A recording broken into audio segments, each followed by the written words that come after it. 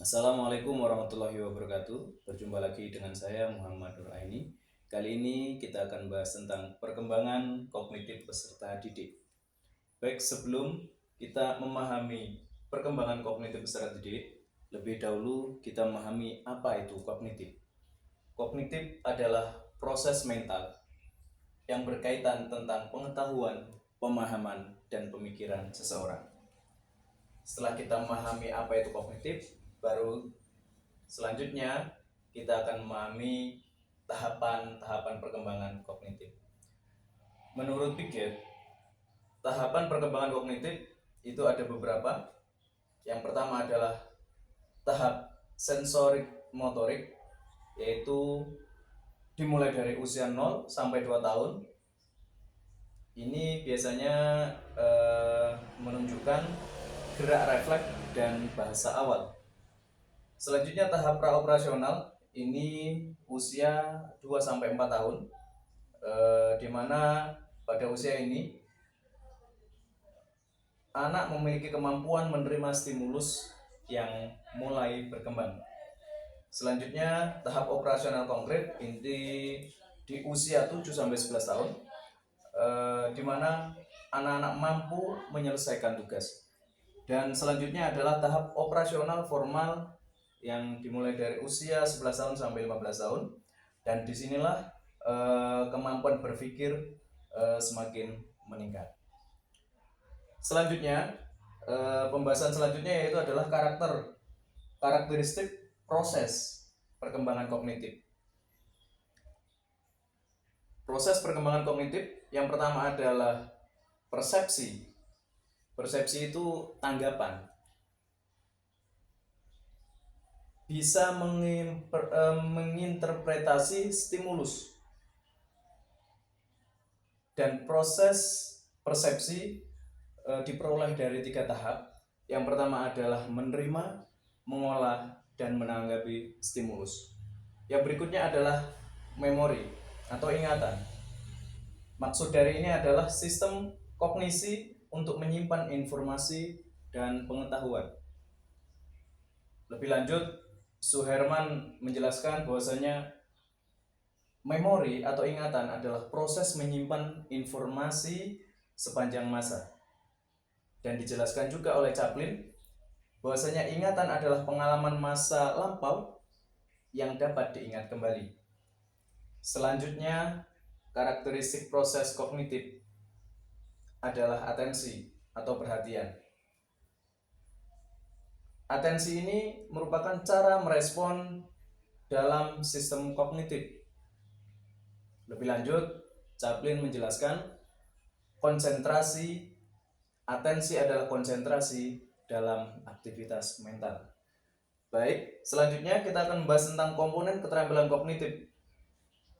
Yang pertama adalah metakognitif, di mana pengetahuan tentang pikiran dan cara kerja. Selanjutnya strategi kognitif, kemampuan untuk memecahkan suatu masalah. Berikutnya adalah gaya kognitif, yaitu adalah karakter individu dalam penggunaan fungsi kognitifnya. Menurut para ahli psikologi, bentuk gaya kognitif ini dibagi menjadi 2, yaitu adalah impulsif dan yang kedua adalah gaya reflektif. Anak-anak yang memiliki gaya kognitif impulsif kebanyakan melakukan sesuatu tanpa memikirkan terlebih dahulu. Ciri-ciri anak seperti ini adalah tidak sabar, mereka terburu-buru, mudah emosi, dan lain sebagainya. Intinya melakukan tindakan dulu sebelum berpikir. Berbeda dengan gaya kognitif reflektif, yaitu anak atau seseorang yang memikirkan terlebih dahulu sebelum bertindak. Jadi sebelum bertindak dia memikirkan matang-matang apa yang perlu dilakukan. Dan kecenderungan anak-anak yang memiliki gaya kognitif reflektif ini sabar, pemaaf, dan melakukan segala sesuatunya dengan secara hati-hati. Terus berikutnya adalah komponen keterampilan kognitif yang selanjutnya yang terakhir adalah pemikiran kritis. pemikiran untuk berpikir secara logis atau merefleksikan permasalahan secara mendalam. Baik, berikutnya kita akan membahas tentang faktor yang mempengaruhi perkembangan kognitif peserta didik. Pada dasarnya ada dua. Yang pertama adalah faktor hereditas dan faktor lingkungan. Dan kedua faktor ini saling berkesinambungan, tidak bisa dipisahkan satu dengan yang lainnya. Yang pertama adalah faktor hereditas. Pada dasarnya anak mulai dalam kandungan sudah memiliki sifat-sifat yang menentukan daya kerja intelektualnya. Sehingga anak yang terlahir dari keluarga yang memiliki kecerdasan lebih, maka kecenderungan anak juga akan memiliki kecerdasan yang lebih. Tetapi potensi itu tidak akan berkembang apabila tidak didukung oleh lingkungan sekitarnya. Maka dari itu, faktor yang mempengaruhi perkembangan kognitif berikutnya adalah faktor lingkungan, yaitu faktor keluarga, bisa juga faktor lingkungan sekolah. Jadi di dalam keluarga, seorang anak diberi pemahaman, diberi arahan terkait bagaimana dia memahami dalam kehidupan ini, dalam kesehariannya, dan sedangkan di sekolah, guru berperan penting untuk semakin meningkatkan kognitif peserta didik. Selanjutnya, yang berikutnya adalah implikasi perkembangan kognitif peserta didik dalam pembelajaran.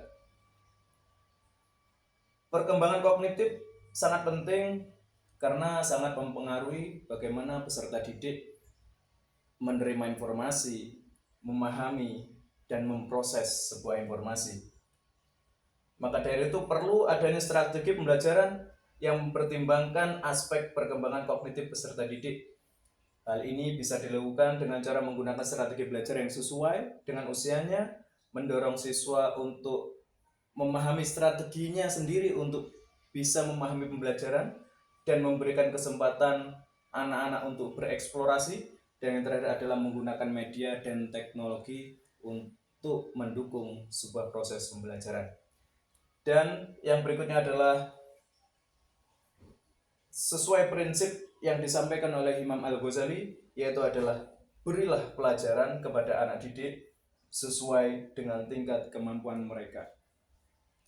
Baik, setelah kita memahami tentang modul atau tentang materi perkembangan kognitif peserta didik, maka mari kita refleksikan.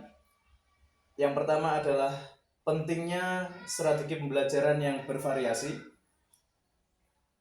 Intinya pembelajaran harus menarik dan bisa memberikan kepahaman kepada peserta didik. Menggunakan berbagai strategi seperti media pembelajaran, aktivitas yang menyenangkan, dan perubahan lingkungan, dan tentunya hal tersebut adalah dapat meningkatkan perhatian dan motivasi belajar siswa. Yang berikutnya adalah peran guru sebagai model atau sebagai contoh dan pembimbing terhadap peserta didik. Yang pertama adalah uswatun hasanah. Guru di samping memberikan pembelajaran juga dituntut untuk bisa memberikan contoh atau suri teladan yang baik terhadap peserta didiknya, terutama terkait tentang penanaman nilai moral terhadap peserta didik. Yang berikutnya adalah pembinaan bidang kognitif. Jadi peran guru sangat penting dalam membimbing peserta didik untuk mengembangkan proses-proses kognitif mereka seperti persepsi, memori, dan atensinya supaya mereka lebih berkembang lagi. Baik, itu yang bisa saya sampaikan pada pertemuan kali ini. Kurang lebihnya mohon maaf. Akhir qoli, wassalamualaikum warahmatullahi wabarakatuh.